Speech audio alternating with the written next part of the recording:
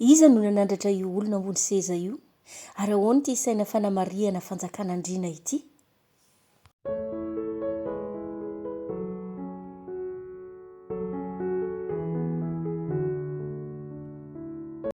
Mahita olona maromaro sika manadodosa fivoriana fankalazana zavatra iray. Zao fa nandratana olona iray sanatria tsy fantatra loatra. Mahita olona iray ihany koa isika eto mipetraka ambony seza afaka antsoina hoe seza fiandrianana. Moa izany ve? Diso ve ny eritreritro sa ahoana? Fitondrana repoblikanina ve sa monarsiaka ny eo amin'ny fireneko? Io olona hodidinina olona maromaro mipetraka ambony seza fiandrianana io no antsoina hoe Andriambe Amonina Randriamahary. Ny mandray fitenena eto kosa dia efa fantatry ny malagasy rehetra fa ny Andriana Rabaroelina izay nilaza azy ho mpanjakan'ny Merina sy lehibe ny mpanjakan'ny Madagasikara. Somary very kely ihany zahay hoe iza zany no mpanjaka eto? Andriambe Amonina Randriamahary to manana seza fiandrianana. Andriana Rabaroelina mpanjakan'ny Merina to lasa mpanentana sa vahiny manotrona an'Andriambe Amonina?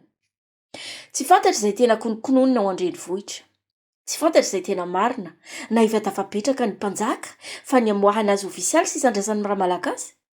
Tazana ihany koa aloha ireo mpanjaka sy printsy avy any amin'ny sisintany ireo manotrona ity tsy fantatra na fivoriana na inona ity fa mahatalanjona kely izao zavatra hitany maso izao ka tia niadiady kely sy tia hafantatra ny zava-misy marina ny tena. Ny fitondrana repoblika misingevaheva tsy hay izay ilazana azy.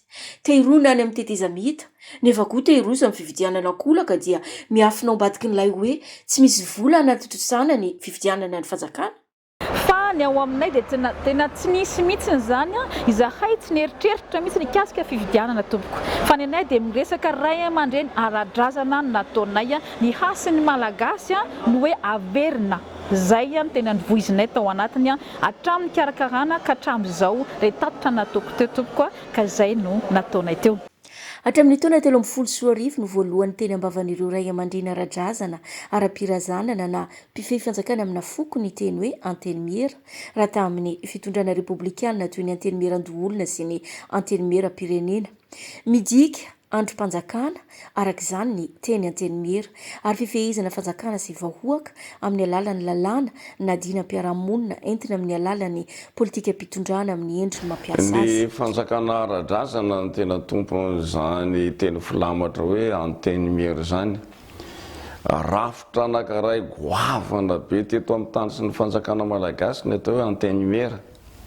Satria io zany rafitra napetraka hitantanana ny fandraharahana ny fiainam-bahoaka sy ny fiainam-pirenena teo amin'ny tany sy ny fanjakana malagasy. Ary zay anteny miera zay no miorina hatraty amin'ny fotony farany ambany ary hatrany amin'ny lohany farany amboniny amin'ny fitantanana ny fanjakana. Zany hoe ny anteny miera zany dia miainga avy any amin'ny fokon'olona. Dia le anteny miera-pokon'olona zany no miakatra tonga hatrany amin'ny anteny miera-panjakana. Tena tsy misy itovizany mihitsy amin'ny rafitra republikanina io. Terena fotsiny io alaitahaka na terena fotsiny io ampivadina hitovy sata amin'ny hoe assemblée nationale na amin'ny hoe anteny miera-doholona na amin'ny hoe anteny miera-bahoaka ary amin'ny teny miera-pirenena na teny miera-doholona. Fangalatahaka sy forcena ampivadina fotsiny rehefa zavatra samy hafa io ary ny fametrahana an'io mihitsiny no tsy mampandroso an'ilay firenena satria tsy ety hitovy mihitsiny ny assemblée nationale sy ny sénat any Europa zany sy ny eto Madagasikara amin'ny hoe anteny miera. Satria ny anteny miera miainga any amin'ny fokon'olona ny aingany. Tsy aivina nitsangana ny taona 2014 ny atao hoe anteny miera-nandriana Merina na ny AAM araka ny anarany no heverina ho vondrona ireo taranaka nanjaka vahagola handray anjara amin'ny fifanelanelanana na eo amin'ny fampandrosoana na amin'ny fitsikerana amin'ny fitondrana repoblikanina ny fisiany. tsy nahitana taratra soronasa nefa n'izy io fa nisavorivory be ihany tamin'ny alalan'ireo natsangana ho andriambe na andriambeny merina nisy rabazana ka nanjary nisihana antenimerana andriana merina roa samihafa samy tarihina andriambe mifanatsatso teny eny amin'ny tambajotra serasera rehetreny. Atenimera sandoka daholo reo sady tsy atenimera-mbahoaka reo tsy atenimera-panjakana tsy atenimera-panjakana zany atenimera-nandriny zany satria tsy miara-miasa amin'ny fanjakana républicaine zany fa lasa ohatrany hoe clan fotsiny fa ivadika mafia aza rehefa kelikely dia ohatran'izay koa zany atenimerana foko zany dia ohatran'izany koa zany atenimeran'olobe zany tsy miara-miasa amin'ny fanjakana républicaine ange zany tsy miara-miasa mihitsiny zany fa le antenimera ny vovonany ray aman-dreny ara-drazana le vovonana zany ny tena zava-dehibe satria le vovonana zany dia lohan'le foko 20 eran'ny Madagasikara mitondra ny foko manana fahefana amin'ny foko maso madidy amin'le foko tsirairay eto Madagasikara reo no avondrona dia ny fivondronam-ben'ireo no atao hoe vovonana ka raha ohatra reo manaiky ny fanjakana républicaine anao ametrahana rafitra iorenan'ireo eto amin'ny tansin'ny fanjakana malagasy vo zay reo vo afaka miara-miasa amin'ny fanjakana malagasy fa dikan'izay zany tsy misy ny antenimera akoatran'ny assemblée antenimera-pirenena assemblée nationale sy ny sénat tsy misy rafitra n'antenimera miara-miasa amin'ny fanjakana malagasy eto ary mety hanohitra ny rafitra républicaine io rehefa kelikely satria misavoritaka le izy fa tsy milamina dia mety vo mainka hanahirana ny fampandrosoana ny Madagasikara. Taza no nitarika ny andany ny andriambe Amona ry Andriamahary raha avy tamin'ny ankilany kosa ny andriambe Jean Michel. Tsy tena nazava tamin'ny mpanara-baovao ihany koa na androm-panjakana izy io na fikambanana hatramin'ny fiforonany ka hatramin'izao. Mijery ny hoavy sika ny taloha ny ankehitriny any hoavy mitsangana miazava fa tonga ny voninahitry ilay mpahary ary tonga ny fotoana amadihana ny tantara-pirenena tonga ny fotoana iverenana doarano tonga ny fotoana hananganatsika fiarahamonina vaovao civilisationna vaovao raha fiarahamonina vaovao mankatoa anjanary amorona lanitra sy ny tany ary manaja ny sotoavina malagasy izay efa nisy anarivo taona eto Madagasikara eto tsika zao eto Avaradrano sy Merina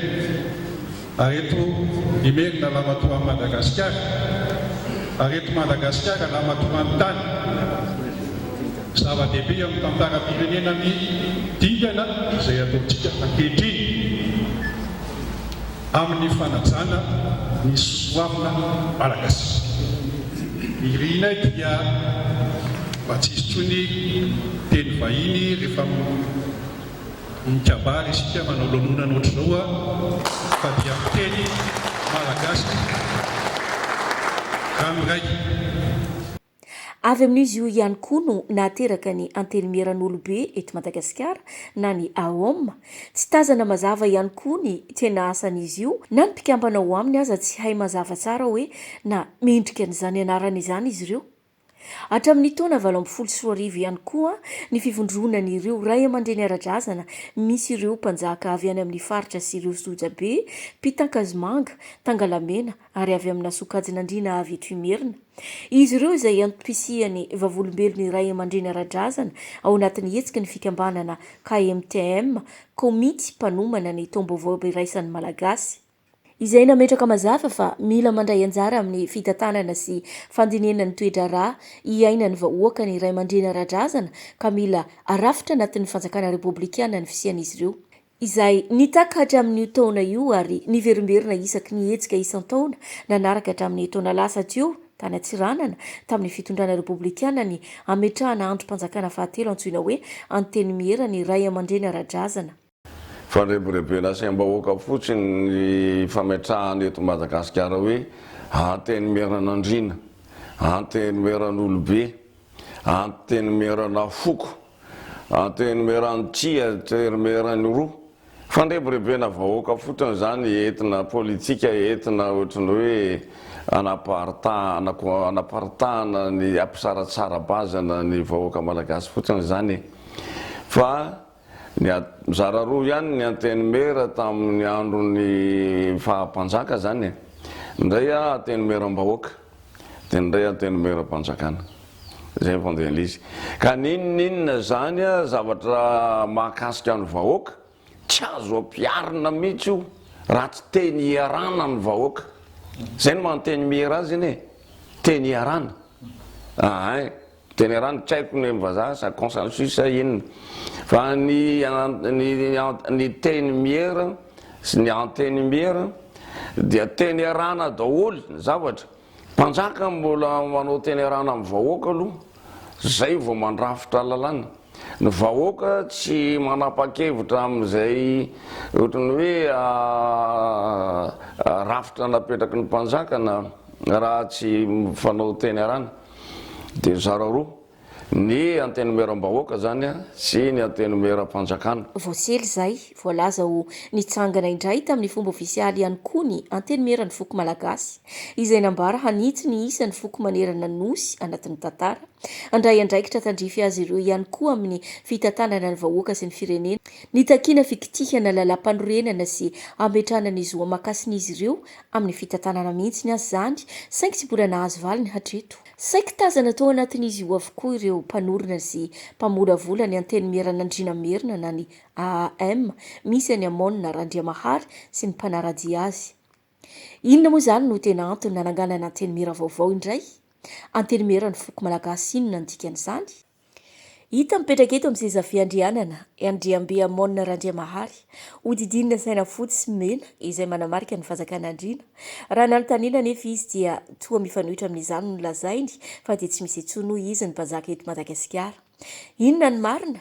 Ny joro ny antenimiheran'ny foko, naray ny antenimiheran'ny merina, mipetraka amin'ny seza fiandrianana ohatran'ireo mpanaradia azy, nefa toa tsy misy indray hoy izy ny mpanjaka eto Madagasikara. Ny fanontaniana mipetraka dia hoe mbola misy ve zany mpanjaka ny merina zany na ny Andriana manjaka eto merina zany. Raha ny zava-misy no jerentsika amin'izay fotoana izao dia tsy misy intsony zany nohony ny tantara zay miseho fandimby ka mandainga zay milaza hoe zay no Andriana manjaka eto merina na izay no tena izy manjaka fotoana izao. Ny ataon'ny Andriana amin'izao fotoana izao dia mametraka ny asiny tokony hipetrahany zany atao hoe Andriana merina zany. Ary zay famerenany gasina izay no ataonay miaraka amin'ny vovonan'ny ray aman-dreny manerana nosy amin'izao fotoana. Orona tsary mihetsika lalaofin'ireo Andriana ampifalifaliana ny malagasy fa izao rehetra izao sa fa mitana saim-bahoaka sa inona ny tena marina? Misy lehilahy roa mijoro eo ankilany avia sy havanana mitazona saina miloko fotsy sy mena. Ity saina ity dia saina manamarika ny fanjakan'Andriana. Averiko indray, ity saina fotsy sy mena ity dia saina manamarika ny fanjakan'Andriana. Moa ve nisy nanandratra Andriana tany ho any sa nisy nanandratra tena ho mpanjaka vaovao ny arivo indray? Inona moa ny misy fitoavana malagasy? Voalohany dia ny fankatoavana any Zanahary mpamorona lanitra sy ny tany.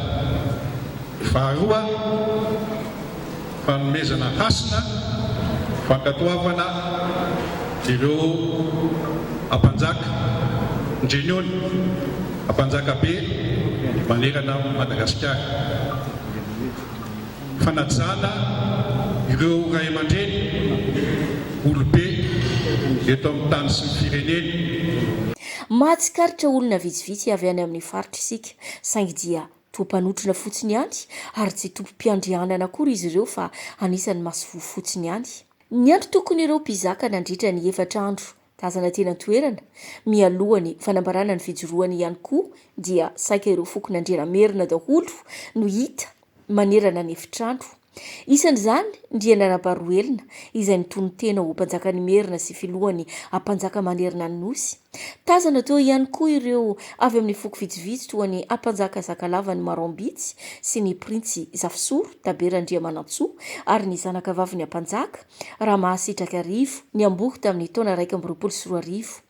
Saingy amin'ny ankapobeny raha ny fandiniana tsy mahafino ireo isa-poko 770 nambara nandritra ny filan-kevitry ny mpizaka izy ireo.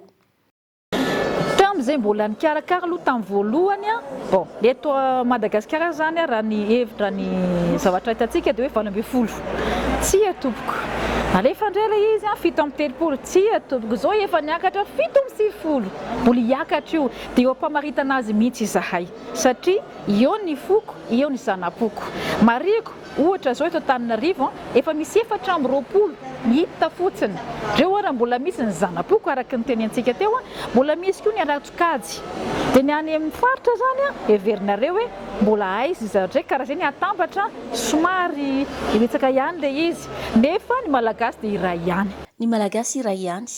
Raha resaka foko no resaina dia resaka mamoafady izy ity izay tsy dia mbola zaka ny malagasy ny resahana azy io. Ny foko maro Madagasikara rahateo dia samy manana ny fiteniny tsirairay avy. Tany am-boalohany dia nozaraina ho faritaniana Madagasikara. Ny faritaniana nozaraina ho foko 720.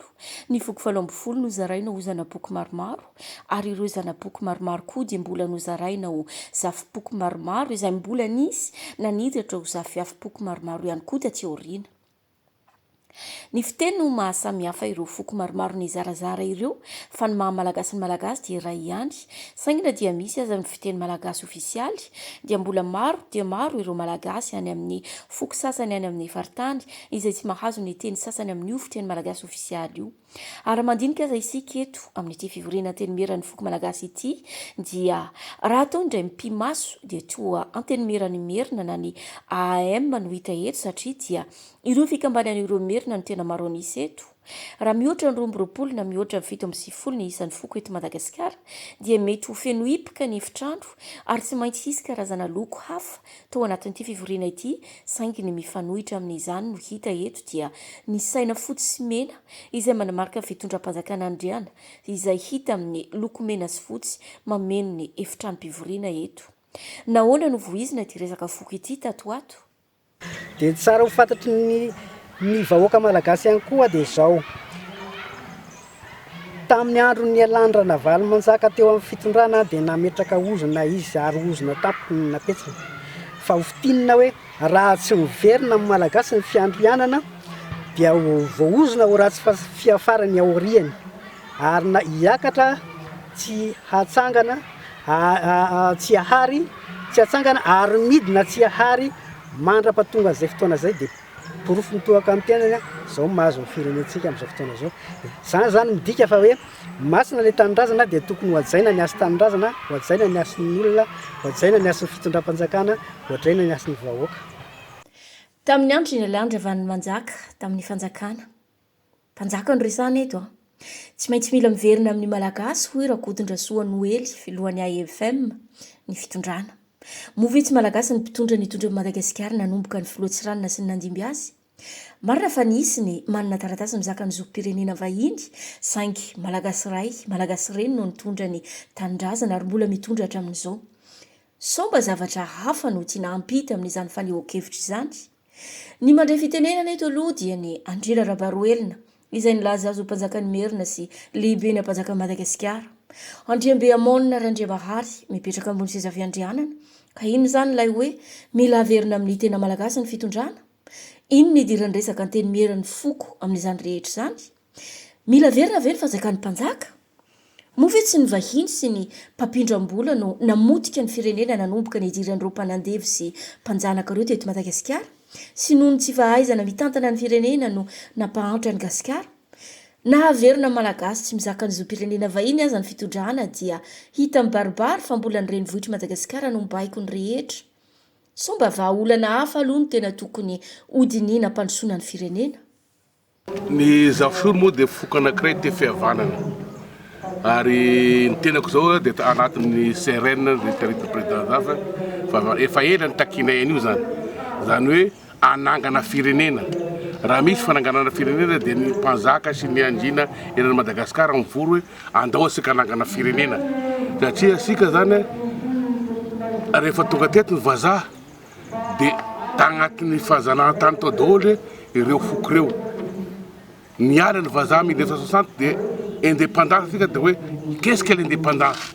Ny foko zavosoro ve io indépendant io, sa ny foko sakalava ve io indépendant io, sa ny foko merina ve io indépendant io, sa ny foko besileo ve io indépendant etc.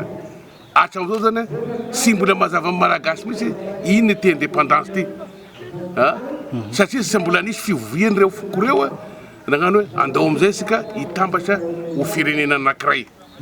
Ny Madagasikara am'izao zany tsy mbola état nation ary izay sy mampandrosa atsika io na misy fifidanana présidentielle na ho firifiry eto nanomboka 1960 sy afaka androso misy ty firenena satria sy mitambatra ny histoirany sy mitambatra ny malagasy fa raha ohatra zao vonome anankiray ministre anankiray ministre merina io fa sy misy malagasy nefa zany fitondrana fanjakana zany na gouvernement zany ho an'ny malagasy mitaky ndray ny sakalava aiza ny zanakay mitaky ndray ny any amin'ny besileo sy misy ny zanakay me besileo amin'ny fitondrana io zay foana zany sy mampandrosa asika ty fa raha efa tena tafasangana zany firenena asika io na izany io dia malagasy dia afaka ampandrosan'ny Madagasikara fa sy hoe iny foko no jerena.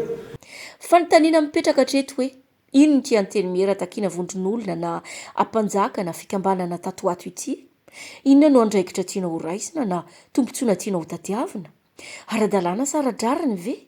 Ary androm-panjakana sa fikambanana sa vondron'olona mahitahita? Nahoana no ao anatin'izao sa vorovory ara-politika miady amin'ny tetezamita sy fifidianana izao no nitsanganan'ity fikambanana telomerina ity?